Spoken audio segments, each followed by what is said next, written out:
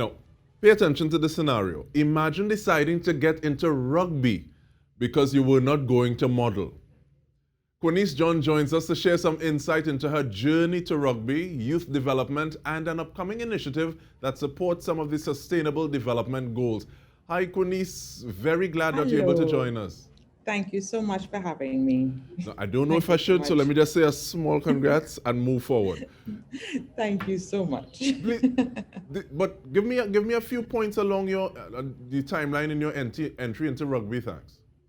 Yeah, so I started rugby as a teenager at St. Francis Girls College.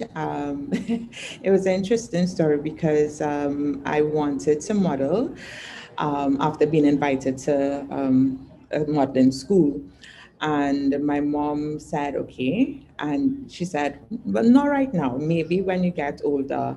So I told her that I was going to join the next sport that came into school. And that sport was rugby. I had no idea what that was.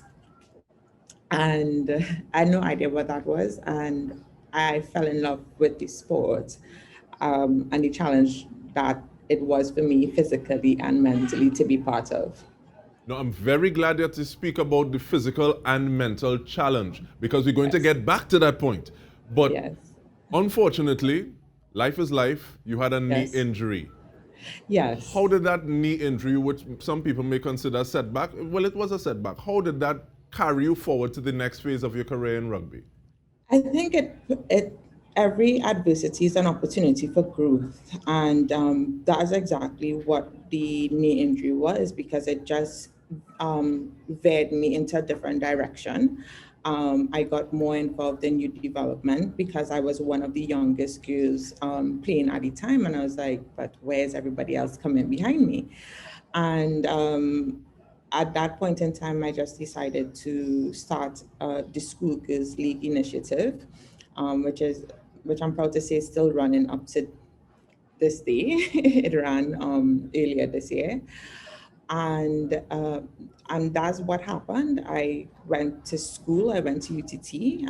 I studied sport for development, which is using sport as a tool for social and community development. And I got involved with the Olympic Committee through that same initiative as a youth ambassador for the Youth Olympic Games. And and that was really the foundation for my sport administrative career and sport administration, sport education, and now sport and social business. And you're giving us so many points to try to dissect, but we're trying to do it as quickly as possible. No, you just Yes, described the sure. rugby as challenging you physically and mentally. Yeah. How did that challenge evolve with you being a coach? The coaching aspect, I so the mental strength that I developed as a player, I had the opportunity to create that within my athletes, especially the females. I'm a strong advocate for having female involved in sport at a young age, and this is because the sport has a I, I, I, uh, I don't know how to describe it to be honest, but sport has a way of bringing the best out of you and challenging your self-perception. And what we find is that a lot of girls and some women do have challenges with self-perception and self-imagery, etc. And sport, and once you have good coaches, help you get over those hurdles. So that was my main um, motivation for getting involved in coaching at the youth level. It's just about getting children and teenagers to see the best out of themselves. No, you say that you started this junior rugby competition. What was that School like? girls, yes. Yeah, so how does that just say, well, oh, I'm going to do this, and you just go about and what's the That's process to do exactly that? what happened. That's exactly what happened. I said I played for a club called Orleans Rugby Football Club, and they were very strong advocates for women in sport and women playing rugby. And I told them, I said, hey, I want to do this. And it was like, okay. And I was, and what happened as well is while I was at school, it was a project and written, you wasn't expected to implement it, so to say, but I'm an activist. So I was like, why design this on paper when I could do it? And I got support from my club and everybody loved being part of it. And it brought the club together and eventually, eventually I joined the Trinidad and Tobago Schools Rugby Union board to bring the program at a national level, and the rest is literally history. We have a lot of, well, not a lot, it's a small group of schools involved in the program, but what we have seen depth. So while it may not have spread geographically, we've seen the development of women and girls in the sport. So from the Schools Girls League, we now have an under 18 contact league. From the School Girls League, we now have coaches who are, coaches and administrators, female administrators in the sport. And from school, that was always the vision for the program. And it's just exciting to see how many more opportunities there is in rugby for women as a result of that simple idea of I need more girls coming into the game and more women involved in the game. Now, it's one thing, and it's very easy to say, okay, well, this is simple, and but it's No, it another wasn't thing to simple. actually, but it's another, well, it's simple to do, but sometimes the Yeah. biggest thing is to start to do it. Because you may see, okay, well, yes, that plate need to wash, that wares need to wash, which is something that sadly happens all too often by me. Yes. But who going to do it? Who's going to bell the cat? And I like the Yeah. fact that you speak about vision, seeing. Yes. When you looked, you said there wasn't anyone coming up behind you, any females. So you set out to do Yes. something about it. Yes. I've heard you say you do not consider yourself a trailblazer. But at the same time, is it that you're making sure that you're not dropping the baton in terms of like carrying your leg forward? No, it- I think it's my modesty sometimes where I say that I'm not a trailblazer, but I think I'm becoming to own the title in sport, and it's something that I'm learning as I'm becoming more mature in sport administration, because I started very young, and like any other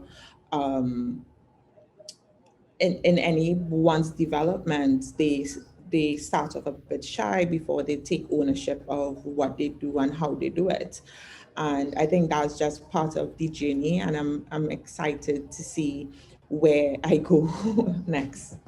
And what's the significance of you being young, gifted, black, and female in a sport like this, as being a coach? And what significance do you see for that? I think it's a huge significance, especially for the generation coming up after me in the sport and in sport generally. There isn't any there are barriers, but they're sometimes self-perceived, and in speaking to other women in sport and generally in leadership, it's really about quieting those voices and charging forward, trusting yourself, believing in yourself, and doing what you think there's a need to be done. Yeah. All right, and I think I also heard you say you were able to interact with some people who love themselves a little more because you help setting a template that they can say, hey, I can. She is, Yes. so I can. Yes. But we'll talk about that Yes. in just a little bit when we return from this break. We're speaking with Kwanieze John. Stay with us.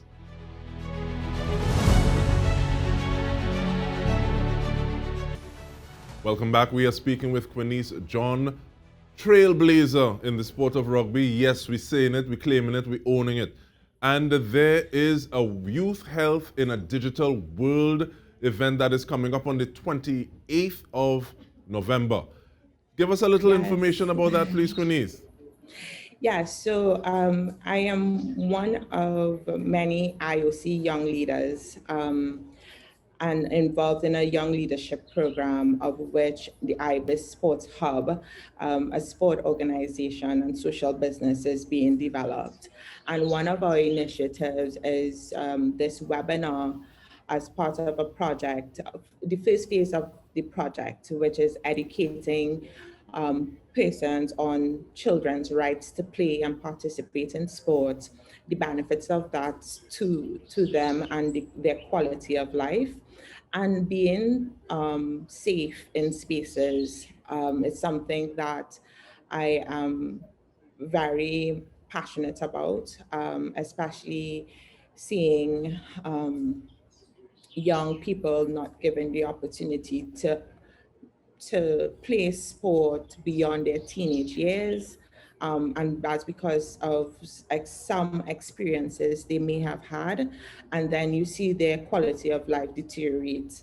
So, and then there are some children who don't have the opportunity to play sport because parents think that once they play sport, you have to represent Trinidad and Tobago, and mitigating some narrow perspectives that we have as a society. So that was how the initiative started, and that's how the initiative started. And